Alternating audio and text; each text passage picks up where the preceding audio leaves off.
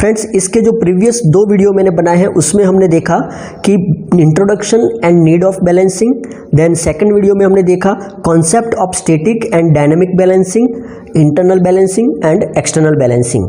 Friends ये video में हम देखने वाले हैं balancing of more than one rotating mass in single plane.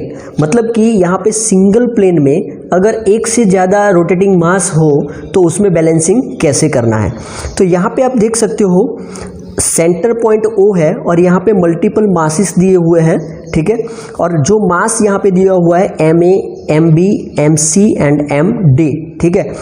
अब यहाँ पे आप देख सकते हो एक शाफ्ट यहाँ पे दिया हुआ है। अगर हम ये डिस्क कंसीडर करें तो डिस्क में सब जगह जो मास है वो इक्वली डिस्ट्रीब्यूट है, क्योंकि यहाँ पे इसका CG और डिस्क का सेंटर सेम है।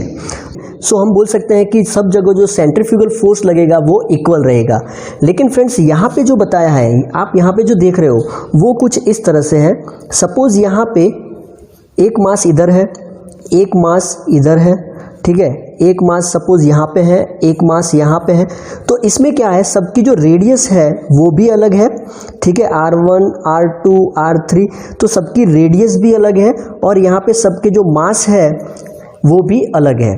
तो इस कंडीशन में सब जगह सेंट्रीफ्यूगल फोर्स भी डिफरेंट होगा, तो ऑब्वियसली ये जो सिस्टम है वो अनबैलेंस होगी। अब उसको बैलेंस करने के लिए हमें सबसे पहले रिजल्टेंट फाइंड करना होगा, ठीक है। तो ये रिजल्टेंट फाइंड करने के लिए हमारे पास 2 मेथड हैं।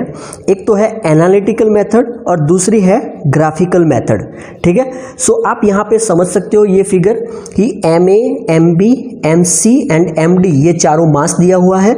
RA, RB, RC and RD that is the distance of mass from the centre. And यहाँ पे अगर इसको रेफरेंस लाइन हम ले, ठीक है, FC1 जो है इसका जो सेंट्रीफ्यूगल फोर्स लगेगा वो होगा FC1, इसका FC2, इसका FC3 एंड FC4। और अगर इसको हम θ1 एज अ 0 ले, θ1, ठीक है, एज अ रेफरेंस हम इसको ले, तो ये जो है B है वो θ2 होगा, देन ये C है वो θ3 होगा एंड ये D है वो θ4 होगा, ठीक है। आप समझ सकते हो यहाँ पे जो मैंने आपको बताया, ओके। यहाँ पे आप देख सकते हो due to distribution of mass at a different radius of rotation centrifugal force cause the unbalanced force in the system. ये मैंने आपको बता दिया, क्योंकि यहाँ पे अलग अलग मास है, अलग अलग रेडियस है, तो यहाँ पे ऑब्वियसली अनबैलेंस्ड फोर्स क्रिएट होगा। सो इसको हमें बैलेंस करने के लिए रिजल्टेंट फाइंड करना पड़ेगा। और यहाँ पे 2 मेथड मैंने आपको बताई, पहली तो है एनालिटिकल मेथड और दूसरी है ग्राफिकल मेथड। तो फ्रेंड्स सबसे पहले हम ग्राफिकल मेथड देखते हैं ये वीडियो में, और इसके बाद का जो मैं वीडियो बनाने वाला हूं वो एनालिटिकल मेथड के लिए होगा, ओके। तो फ्रेंड्स अब हम यहाँ पे ग्राफिकल मेथड देख रहे हैं। तो ग्राफिकल मेथड में सबसे पहले हमको ड्रॉ करना पड़ेगा स्पेस डायग्राम। तो ये जो डायग्राम है मैंने आपको ऑलरेडी समझा दिया है।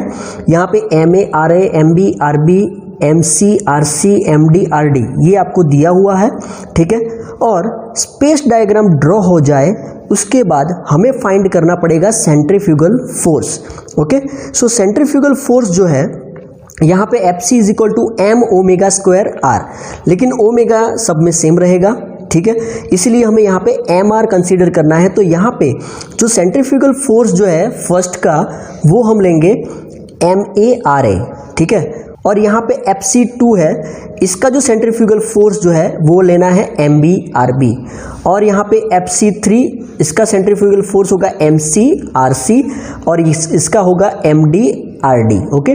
तो इस तरह से चारों का हमें सेंट्रीफ्यूगल फोर्स ले लेना है, ठीक है।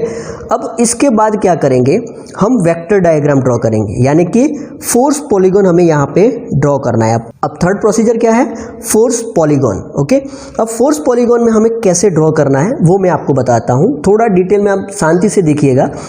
तो यहाँ पे हमने FC1 फाइंड कर लिया। सपोज ये हमें मिल रहा है 0.6 kg इंटू मीटर, ठीक है। मीटर में लिया है इसीलिए यहाँ पे पॉइंट में आएगा, ठीक है। सो सपोज ये आंसर हमें मिलता है 0.6 kg इंटू मीटर। तो अब मुझे स्केल लेना पड़ेगा। सपोज यहाँ पे मैं ले लेता हूँ 1 centimetre is equal to 0.1 kg into metre, ठीक है, समझ सकते हो आप मैंने क्या लिया यहाँ पे 1 centimetre is equal to 0.1 kg into metre. तो यहाँ पे 0.6 है, तो यहाँ पे स्केल अगर लूंगा तो मैं क्या होगा यहाँ पे O से हमें स्टार्ट करना है और ये हमारा रेफरेंस है। ठीक है, तो यहाँ पे O से A लेना है और ये कितना लेना है 0.6 है, तो 0.1 इज इक्वल टू 1 सेंटीमीटर, तो यहाँ पे कितना होगा 6 सेंटीमीटर। एक्चुअली ये 0.6 kg इंटू मीटर हुआ, तो यहाँ पे आएगा हमारा पॉइंट A। ठीक है, इतना समझ में आ गया। अब यहाँ पे आप देख सकते हो θ2 दिया हुआ है और ये θ2 एंगल पे हमारा FC2 है। ठीक है, तो यहाँ पे FC2 सपोज यहाँ पे समझ लो कि 0.4 है, ये सब मैं आपको अप्रोक्सीमेटली बता रहा हूँ। ठीक है, एग्जाम्पल में हम देखेंगे डिटेल में तो आपको इजीली समझ में आ जाएगा। सपोज यहाँ पे 0.4 kg इंटू मीटर आ रहा है। ठीक है, तो उसको स्केल में कन्वर्ट करेंगे तो कितना होगा 0.4 होगा। तो यहाँ पे θ2 एंगल पे यानी कि यहाँ से जो θ2 एंगल पे मुझे यहाँ पे 4 सेंटीमीटर लेना है। ठीक है, और यहाँ पे मिलेगा मुझे B पॉइंट। ठीक है, तो यहाँ पे ये हुआ 4 सेंटीमीटर। अब ये पॉइंट से अब यहाँ पे C दिया हुआ है FC3। ठीक है, तो ये जो θ3 एंगल है इस तरह से FC3 लेना है। ठीक है, तो मैंने ले लिया ये। सपोज इसका आ रहा है 0.8, तो यहाँ पे कितना होगा 8 सेंटीमीटर। ठीक है, तो यहाँ पे मिलेगा मुझे C पॉइंट। क्लियर है इतना? तो ये जो एंगल होगा हमारा वो कितना होगा, यहाँ पे ये θ3 होगा, यहाँ पे ये होगा θ2 और θ1 जो है वो हमने यहाँ पे रेफरेंस लिया है इसलिए वो 0 होगा। अब हमें यहाँ पे θ4 एंगल पे ये FC4 की लाइन ड्रॉ करनी है, तो यहाँ से θ4 का एंगल और यहाँ पे मैं ले लेता हूँ FC4। ओके, तो सपोज मुझे यहाँ पे मिलता है D।